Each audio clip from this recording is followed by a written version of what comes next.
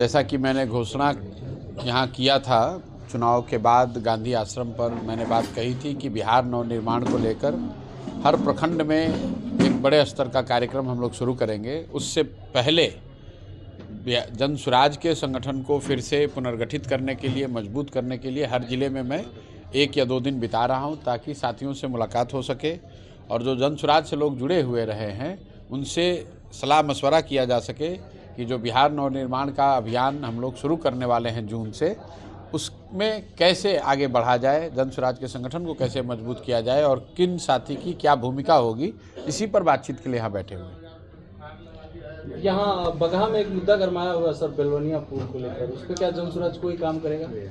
नहीं, अभी हम लोग की जानकारी में बात लाई गई है, उसको देखते हैं, लोगों से मिलेंगे, संगठन के साथी भी उस पर विचार करेंगे।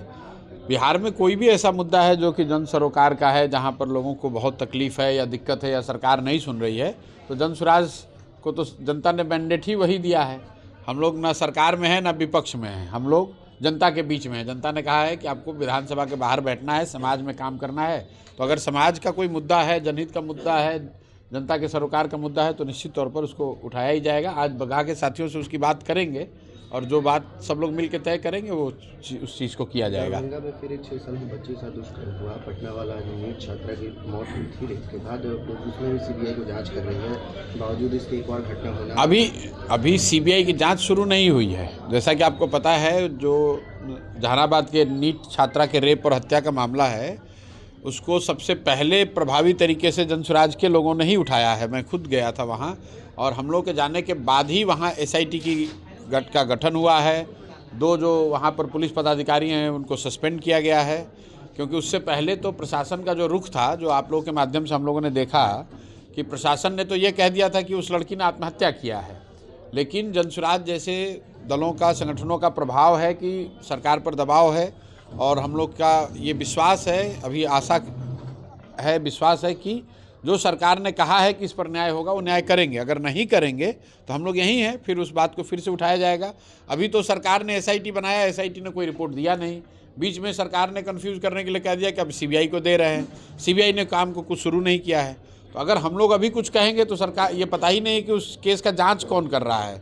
लेकिन आप इस बात पर भरोसा रखिए, इस बात का कि उस छात्रा के साथ जो गलती हुआ है, हम लोग जन स्वराज के लोग खड़े हैं, हर हालत में उनके साथ इंसाफ होगा। सरकार का जो रवैया है वो टालने का, देरी करने का या लोगों को बचाने का है, जन स्वराज उसको देख रहा है। हम लोग अपनी पूरी ताकत से, जो सच है उस सच के हिसाब से लोगों पर कार्रवाई होनी चाहिए। अभी सिर्फ 2 पुलिस पदाधिकारियों पर कार्रवाई हुई है। असली दोषी जो है, जिसने उस छात्रा के साथ दुष्कर्म किया है या जो लोग भी उसमें शामिल हैं, उन पर कार्रवाई होकर ही रहेगी। नहीं होगी तो जन स्वराज उनके साथ खड़ा रहेगा, उनकी आवाज़ बनकर बात उठाएगा। हमारी जानकारी नहीं है कि किस मुद्दे में गिरफ्तार हुए हैं। ये उनके और कोर्ट का और सरकार के बीच का मामला है। अब भैया केस कितना भी पुराना हो, अगर आपने गलती किया है तो आप पर कार्रवाई होगी ही होगी। क्या लग रहा है आपके इस अभियान में जनता साथ देगी, क्योंकि बिहार विधानसभा चुनाव में जनता का समर्थन? भाई, जनता साथ देगी कि नहीं देगी ये तो जनता को तय करना है। हम लोग जनता के साथ खड़े हैं, हम लोग जनता के मुद्दों पर खड़े हैं। अगर जनता के मुद्दों की बात नहीं हुई होती तो आज बिहार के बुजुर्गों को, विकलांगों को, विधवाओं को 1100 रुपया कहाँ से मिल रहा होता? आपको 125 यूनिट फ्री बिजली कहाँ मिलती? 10,000 रुपया चुनाव के दौरान आपको कभी कहाँ मिलता था?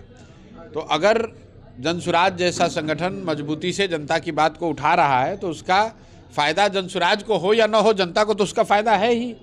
आज अगर कोई दुर्घटना हो रही है, आज आपके पुल का ये मामला है, तो आपके पास क्या विकल्प है? आप जनता के पास एक ही विकल्प है कि जन स्वराज के पास चलो। जन स्वराज के लोग अगर बात उठाएंगे तो सरकार सुनेगी।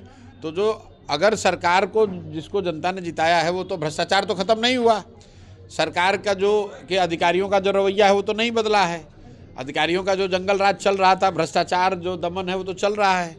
बेतिया राज जमीन का अधिनियम जो आया, अधिग्रहण का, कल होके अगर उस पर कार्रवाई होने लगे तो जन स्वराज को छोड़कर दूसरा कोई बचाने वाला नहीं है। तो हम लोग तो जनता के साथ हैं, जनता को तय करना है कि उनको किसके साथ रहना है।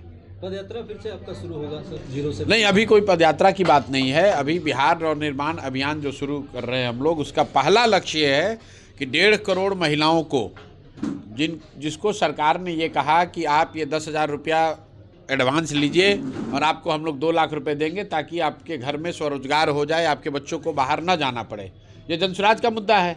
अगर सरकार उसको कर रही है तो हम लोग उसका सरकार का समर्थन करेंगे, अगर सरकार नहीं कर रही है तो हम लोग लोगों के साथ मिलकर सरकार पर दबाव बनाएंगे। 10,000 रुपये तो आपने दे दिया, उसके बदले वोट भी ले लिया। अब 1,90,000 रुपया सरकार ने 6 महीने का समय लिया है। अपनी घोषणा में सरकार ने कहा कि 6 महीने के बाद जो लोग जिनको 10,000 रुपये दिया गया है उनको 2 लाख रुपए मिलेगा ताकि लोग स्वरोजगार कर सकें। तो जनसुराज का पहला मुद्दा यही है कि भाई आप उन सभी महिलाओं को जिनको 10,000 रुपये देकर वोट लिए हैं उनको 2 लाख रुपए दीजिए। और इससे पहले से जो एक मुद्दा हम लोग लेकर चल रहे हैं कि जो यहाँ पर दलित और अति पिछड़े समाज के लिए 3 डिसमिल ज़मीन देने की बात हो रही है, ये आंदोलन जनसुराज ने शुरू किया था। आज 15 साल से ज़्यादा हो गया। नीतीश कुमार की सरकार ने ये कहा था कि जो दलित हैं, अति पिछड़े हैं, उनको 3 डिसमिल ज़मीन घर बनाने के लिए दिया जाएगा। आज तक दिया नहीं गया और अभी हम लोग देख रहे हैं कि सरकार इंक्रोचमेंट हटाने के नाम पर उन्हीं में से कई परिवारों के घर पर बुलडोज़र भी चला रही है। तो ये मुद्दा भी आगे उठेगा, क्योंकि अगर किसी ने गलत ज़मीन पर अपना घर बनाया है, आप उसको हटाना चाहते हैं, तो सरकार का ही कानून है कि भाई उसको 3 डिसमिल ज़मीन कहीं दे दीजिए ताकि वो अपना घर बना सके या घर बनाने में कुछ उसका सरकार की मदद हो सके। आप किसी का घर ऐसे जाकर तोड़िएगा जो 10 साल से 20 साल से 30 साल से रह रहा है, तो वो गलत है। ये 2 बड़े मुद्दे हैं। इसके अलावा जो हम लोग का मुख्य मुद्दा है वो है पलायन का। तो बिहार नवनिर्माण अभियान का जब शुरू होगा, पलायन तो तब रुकेगा जब घर घर रोजगार होगा। तो उसी के लिए उस अभियान को मजबूती से किया जा सके और सिर्फ प्रशांत किशोर न करें बल्कि जनसुराज से जुड़ा हुआ हर व्यक्ति करे।